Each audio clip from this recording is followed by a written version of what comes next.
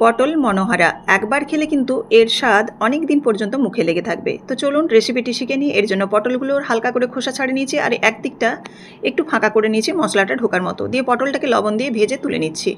এদিকে আমি চারমগজ, পোস্ত, কাজু আর সঙ্গে শুকনো লঙ্কা দুটো আর গুঁড়ো দুধ এখানে দিয়ে দিলাম 2 থেকে 3 চামচের মতো, দিয়ে একটা মিহি পেস্ট বানিয়ে নিলাম। এদিকে দেখুন পটলটাকে ভাজতে দিয়েছিলাম, পটলটা যখন প্রায় ভাজা হয়ে আসবে তখন এই সময় আমি টমেটোটা দিয়ে দেবো।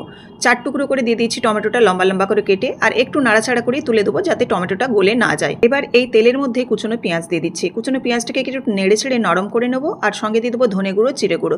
ধনে জিরে গুঁড়োটাকে একটু নাড়িয়ে নেবো, নাড়িয়ে নিয়ে বেটে রাখা মশলাটা দিয়ে বেশ কিছুক্ষণ কষিয়ে নেবো।